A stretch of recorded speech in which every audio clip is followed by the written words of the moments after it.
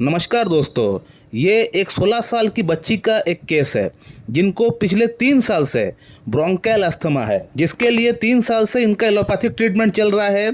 अब इनका जो पेरेंट्स है वो पेरेंट्स ये सोच के इलाज करा रहे थे एलोपैथी में कि मेरा बच्ची जो है आज नहीं तो कल पूरी तरह स्वस्थ हो जाएगा, उसको कोई और मेडिसिन खाने की दरकार नहीं पड़ेगा। लेकिन उनको पता नहीं था कि एलोपैथी में इस तरह का प्रॉब्लम का कोई परमानेंट सोल्यूशन नहीं होता है, जिंदगी भर के लिए मेडिसिन खाना पड़ता है।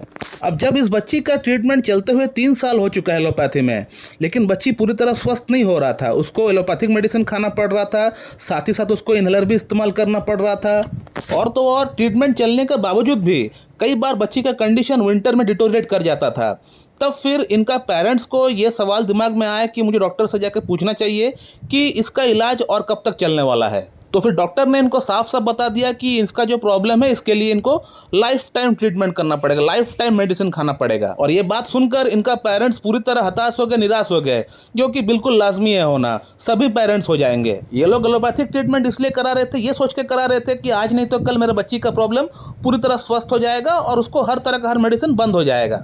बट इन लोग को ये पता नहीं था कि एलोपैथी में इस प्रॉब्लम का कोई सोल्यूशन नहीं है, इसमें इन लोगों का कोई गलती नहीं है। क्योंकि हमारा हिंदुस्तान में एक प्रोस्पेक्टिव भी चला हुआ आ रहा है कि छोटी से छोटी प्रॉब्लम क्यों ना हो जाए, हमें तो जाना है एलोपैथिक डॉक्टर के पास। पहले एलोपैथी जब नहीं सकते हैं फिर आते हैं होम्योपैथी, यूनानी, आयुर्वेदिक के पास। मैं देख चुका हूँ बहुत डिग्निफाइड पढ़े लिखे लोग भी ऐसे होते हैं जो एलोपैथी के पास लाइन लगा कर बैठे हुए रहते हैं, वहाँ पर ट्रीटमेंट कराते हैं। जब वहाँ पर कुछ नहीं मिलता है फिर एट लास्ट होम्योपैथी के पास आता है। और इसका पीछे और एक कारण ये भी हो सकता है कि लोगों के अंदर होम्योपैथी को लेकर ट्रस्ट, भरोसा दिन पर दिन कम हो रहा है। क्योंकि हिंदुस्तान में झोला छाप होम्योपैथ की कोई कमी नहीं है। एक एक साथ एक एक दिन में एक पेशेंट को 8-8, 10-10 मेडिसिन प्रेस्क्राइब करता है, 8-8, 10-10 मेडिसिन खिलाता है। कुछ डॉक्टर्स ऐसे भी है जो डाइल्यूशन की मेडिसिन 5-6 डाइल्यूशन मेडिसिन एक जगह मिला के एक मेडिसिन मिश्रण करके एक मिक्सर बना के कॉम्बिनेशन बना के दे दिया। इससे क्या होगा? इससे रोग थोड़ी सही होगा, जिंदगी में रोग सही नहीं होगा। तो इसी कारण से लोगों के अंदर होम्योपैथी को लेकर भरोसा, ट्रस्ट दिन पर दिन कम हो रहा है। तो दोस्तों, अब अगर इस केस की बात करें तो इस केस में मैंने इस बच्ची को पल्सरटिला प्रिस्क्राइब किया था आज से 4 महीना पहले। अब इस बच्ची का एलोपैथिक ट्रीटमेंट हम पूरी तरह बंद करा दिए। इनको कोई एक पैसे का एलोपैथिक मेडिसिन खाने की दरकार नहीं पड़ता है, इसको इनहेलर के भी इस्तेमाल करने का दरकार नहीं पड़ता है। अब मैंने पल्सरटिला 0/1, 0/2, 0/3, 0/4 पहले 2 महीने के लिए दिए थे। उसके बाद मैंने प्रिस्क्राइब किया पल्सरटिला 0/6, 0/7, 0/8, 0/9। अब 4 महीना कंप्लीट होने के बाद फिर से अब ये पेशेंट मेरे पास आए हैं काउंसलिंग कराने के लिए। अब इस बच्ची का प्रॉब्लम बिल्कुल 100% सॉल्व हो चुका है, नॉट 99.9, 100%। 100% मतलब 100% सॉल्व हो चुका है।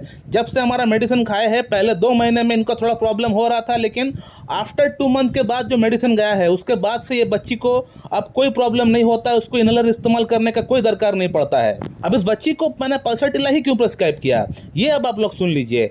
तो ये जो बच्ची है इनको कोल्ड यानी ठंड से इनका प्रॉब्लम बढ़ता है। ठंड के महीनों में एस्थमेटिक अटैक जो है वो ज़्यादा बढ़ता है। तो हम सब जानते हैं कि पल्सरटिला जो रेमेडी है ये एक चिली रेमेडी है। इस बच्ची का सेकंड सिम्टम जो मैंने देखा वो ये था कि इस बच्ची को प्यास बिल्कुल नहीं लगता है, प्यास बहुत कम लगता है। इसका जो पेरेंट्स है वो भी इस बात को कंफर्म किए कि बच्ची का प्यास बिल्कुल कम है।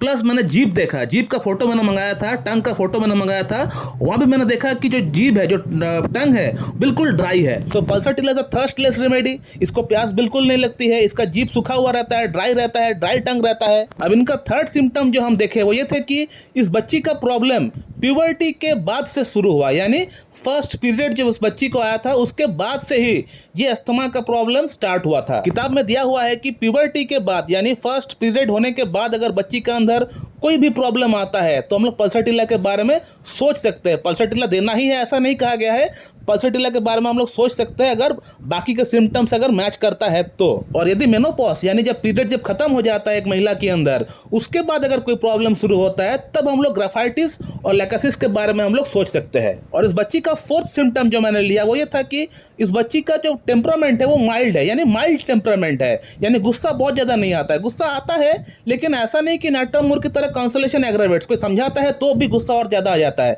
ऐसा नहीं होता है। कोई समझाता है तो आराम से समझ भी जाता है। और 5वां सिम्टम के अंदर मैंने ये देखा कि बच्ची को मीट खाना बिल्कुल पसंद नहीं है और कोल्ड ड्रिंक पीना पसंद है और आइसक्रीम खाना पसंद है, लाइक फॉस्फोरस, लाइक मेडोराइनम, सिकिलकोर और वेराट्रेमल। और गर्म खाना ना गर्म चीज पसंद होता है, लाइकोपोडियम, चेलेडोनियम और आर्सेनिक एल्बम को।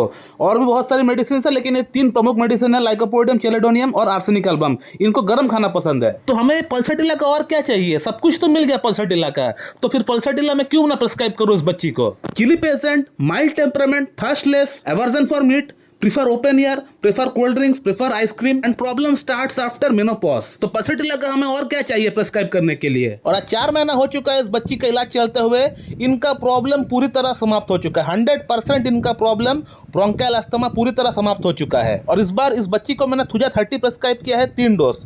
थुजा 30 का 3 डोज लेने के बाद इस बच्ची का इलाज पूरी तरह समाप्त हो जाएगा, खत्म हो जाएगा। इस बच्ची को थुजा मैंने लास्ट टाइम इसलिए प्रेस्क्राइब किया है 3 डोज, क्योंकि ये जो डिजीज है ये एक साइकोटिक डिजीज है, साइकोटिक मैनिफेस्टेशन के अंदर आता है। और thuja itself is a great anti psychotic medicine.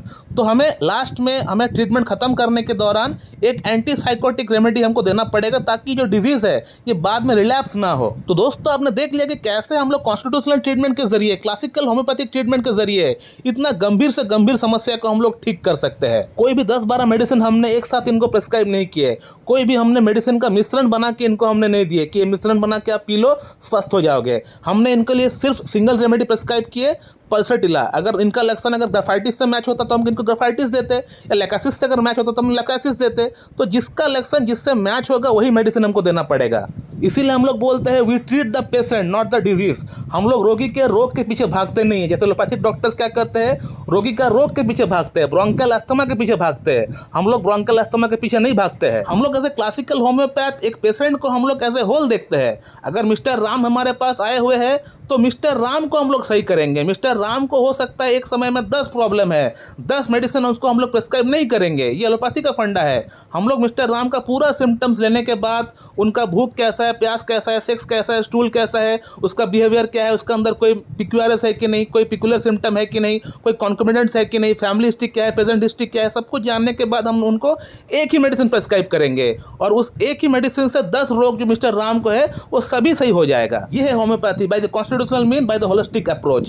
सो दोस्तों मैं इस वीडियो को यहीं पे एंड करता हूँ। So thank you very much and have a